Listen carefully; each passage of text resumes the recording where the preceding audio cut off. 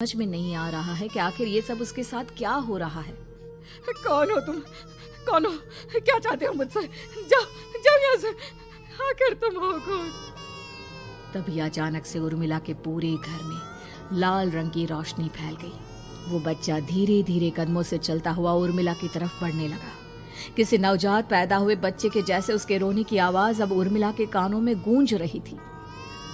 लेकिन कुछ ही सेकंड में वो चुप हो गया और उसने बेहद खतरनाक आवाज में उर्मिला के सवाल का जवाब दिया। मैं वो हूँ जो अब तक पैदा नहीं हुआ, लेकिन जब मैं पैदा हो जाऊंगा तो वो होगा जो अब तक कभी नहीं हुआ। ये क्या कहना चाहते हो तुम? ऐसा क्या हुआ जो अब तक नहीं हुआ? तबाही होगी, तबाही। सब कुछ खत्म हो जाएगा और ये जो लड़की मुझे जन्म देने वाली है, मैं उसका खून पी जाऊंगा, सारा खून। उस बच्चे की बात सुनते ही उर्मिला बुरी तरह घबरा गई। उसका एक बुजुर्ग आदमी जैसा शरीर, एक नवजात बच्चे जैसा चेहरा, ये दोनों ही बातें उर्मिला की समझ से बाहर थी। तभी वो बच्चा अचानक गायब हो गया। घर का माहौल फिर से पहले जैसा हो गया।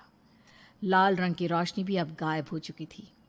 उर्मिला दौड़कर शालिनी के कमरे में पहुंची, जहां वो गहरी नींद में सोई हुई थी, पर उसके गले का ताबीज गायब हो चुका था।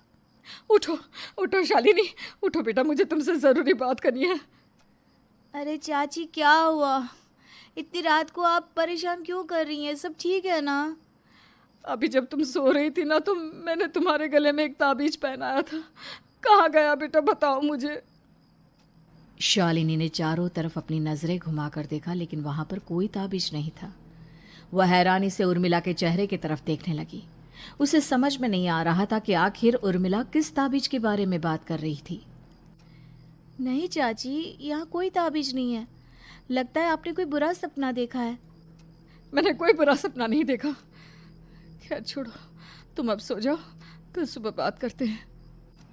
डर और घबराहट की वजह से उर्मिला की आंखों से नींद तो जैसे बिल्कुल गायब हो गई थी। अगली सुबह उर्मिला बिना कोई देर किए गांव के बाहर एक छोटी सी झोपड़ी में रहने वाले बूढ़े पंडित के पास पहुंची। पंडित जी, मेरी मदद कीजिए। अरे आओ आओ उर्मिला, क्या हुआ? सब ठीक तो है ना? क्या बताओ पंडित जी, बहुत बड़ी मुसीबत है। मेरी दूर की एक रिश्तेदार लड़की पेट से है और उसके साथ बहुत डरावनी चीजें हो रही है। कल रात को तो एक अजीब सा दिखने वाला बच्चा मेरी आंखों के सामने आकर खड़ा हो गया था। ये तुम क्या कह रही हो? मुझे साफ साफ बताओ कि आखिर तुमने क्या देखा? उर्मिला ने अपने साथ हुई बीती रात की पूरी घटना पंडित जी को बताई, जिसे सुन पंडित जी के माथे पर चिंता की लकीरें उभर आई। अनर्थ होने वाला है, अनर्थ। बरसों पहले भी उस हैवान ने एक लड़की के पेट से जन्म लिया था और उसके बाद उस शहर को पूरी तरह से तबाह कर दिया। कैसी विपदा पंडित जी, कैसी बात कर रहे हैं आप? बताइए मुझे, और इसका उपाय क्या है? इसका उपाय तो है, लेकिन बहुत कठिन है। हो सकता है कि उस उपाय को करने के दौरान तुम्हारी जान भी चली जाए। मुझे मेरी जान की कोई परवाह नहीं, पर आप जिस तबाही के बारे में बात कर रहे हैं, बस वो नहीं होनी चाहिए। लाखों लोगों की जान बचाने के लिए मैं कुछ भी करूंगी। तो ठीक है, मेरी बात ध्यान से सुनो। बरसों पहले एक भयानक तांत्रिक ने अपनी तंत्र क्रिया के जरिए एक मासूम लड़की के साथ रिश्ता बनाकर उसके पेट से जन्म लिया था। इस तरह से वो अपने जैसे लोगों की संख्या इस दुनिया में बढ़ाना चाहता था।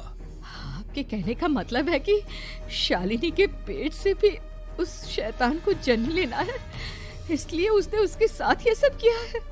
ठीक पहचाना तुमने। अब मैं तुम्हें एक ऐसा सिंदूर दूंगा जिसे तुम्हें ले जाकर उस लड़की के पेट पर लगाना होगा। क्या ऐसा करने से सब कुछ ठीक हो जाएगा? नहीं उर्मिला, ये सब इतना आसान नहीं। उस लड़की के पेट पर सिंदूर लगाने के बाद तुम्हें उसका पेट काटकर उस हैवान को बाहर निकालना होगा। नहीं पंडित जी, मैं ये सब नहीं कर सकती। मैं भला एक जिंदा लड़की के पेट को अपने हाथों से कैसे काट सकती हूँ? अगर तुमने ऐसा नहीं किया तो कुछ ही दिनों में वो हैवान उस लड़की के शरीर से जन्म लेगा और उसके शरीर के सारे खून को पीकर अपनी ताकत को बढ़ाएगा। उसके बाद वो धीरे धीरे इस पूरे शहर को तबाह कर देगा। यहाँ पर कोई जिंदा नहीं बचेगा। लेकिन अगर मैं उसके पेट को काट दूंगी तो क्या वो जिंदा बच पाएगी? अगर शालिनी को कुछ हो गया तो, अगर उसकी मृत्यु हो गई तो? ऐसा कुछ नहीं होगा उर्मिला, तुम्हें अपने मन को पक्का करके ये काम करना ही होगा। सिंदूर लेने के बाद उर्मिला झोपड़ी से बाहर निकलने ही वाली थी कि तभी पंडित जी ने उसे पीछे से आवाज देकर रोका। उर्मिला, उस लड़की का पेट काटकर हैवान को बाहर निकालना ही काफी नहीं होगा। तुम्हें ध्यान रखना होगा कि ये सब करते हुए उस बच्चे का जो आधा बूढ़े का शरीर है उस पर सिंदूर की एक बूंद भी ना लगने पाए, क्योंकि अगर ऐसा हुआ तो वो तुम्हें और बाकी सबको कच्चा खा जाएगा। पंडित जी की बात सुन उर्मिला की आंखें फटी रह गई और उसके शरीर में डर की लहर दौड़ गई। फिर भी उसने हिम्मत की। ठीक है पंडित जी, मैं पूरी कोशिश करूंगी कि मैं उस हैवान को वहीं के वहीं खत्म कर पाऊं। इसके बाद उर्मिला तेज कदमों के साथ घर वापस आती है। दिन बीतता है, रात का अंधेरा छाने लगता है। शालिनी खाना खाकर सोने चली जाती है और उर्मिला लगातार उसके गहरी नींद में सो जाने का इंतजार करने लगती है, जिसके बाद उर्मिला दबे कदमों से शालिनी के कमरे में पहुंच गई। मुझे ये करना ही होगा। अब उर्मिला ने धीरे धीरे शालिनी के पेट पर पंडित जी का दिया सिंदूर लगाना शुरू किया। उर्मिला के हाथ बुरी तरह से कांप रहे थे। उसके एक हाथ में चाकू था जिससे वो पेट काटने वाली थी। उर्मिला ने एक नज़र शालिनी के चेहरे की तरफ देखा और फिर डरते हुए उसके पेट पर चाकू चलाना शुरू किया। कमाल है, मैं इसका पेट काट रही हूँ और ये आराम से सो रही है। इसे दर्द नहीं हो रहा क्या? तभी अचानक उर्मिला के कानों में बच्चे की रोने की आवाज सुनाई देने लगी। उसने घबराकर चारों तरफ देखा पर वहां पर कोई नहीं था। बस रोने की आवाज लगातार आ रही थी। उर्मिला बिना रुके लगातार शालिनी के पेट को काटती रही। उसे इस बात का भी ध्यान रखना था कि सिंदूर बच्चे के बूढ़े आदमी वाली शरीर के हिस्से पर ना लगे। कुछ ही देर में वो हैवानी बच्चा उर्मिला के हाथों में था। उसने बड़ी ही सावधानी से उस बच्चे को बाहर निकाला और पंडित जी के कहे अनुसार उसे घर से दूर जलाने के लिए ले गई। पर तभी उसके सामने वही बूढ़े शरीर और बच्चे के चेहरे वाला बच्चा आ गया। अपनी गोद में और सामने भी बच्चे को देखकर उर्मिला हैरान रह गई। मुझे मारोगी? मुझे इतनी हिम्मत कैसे आ गई तुम्हारी?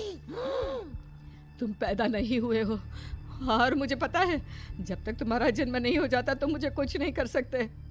इतना बोलते ही उर्मिला तुरंत उस बच्चे को घास के ढेर पर फेंककर उसमें आग लगा देती है, जिसके तुरंत बाद वो बूढ़े आदमी के शरीर और बच्चे के चेहरे वाला अजीब तांत्रिक का भूत भी वहां से गायब हो जाता है। कुछ देर बाद उर्मिला घर पहुंचती है तो वो ये देखकर हैरान रह जाती है कि शालिनी का पेट अपने आप जुड़ चुका था। शुक्र है भगवान का और उन पंडित जी का, अब सब ठीक हो जाएगा। सुबह शालिनी सोकर उठती है तो अपना पेट देख पूरी तरह घबरा जाती है। चाची, चाची ये सब क्या हो गया? मेरा पेट अचानक कम कैसे हो गया? मेरा बच्चा कहाँ गया चाची? बेटी, वो बच्चा नहीं, एक खतरनाक तांत्रिक था जो तुम्हारी कोख से जन्म लेकर सबको मार देना चाहता था। वो पैदा होते ही तुम्हारी जान भी ले लेता, इसलिए मैंने पंडित जी के बताए उपाय से उसका खात्मा कर दिया है। अब सब ठीक है।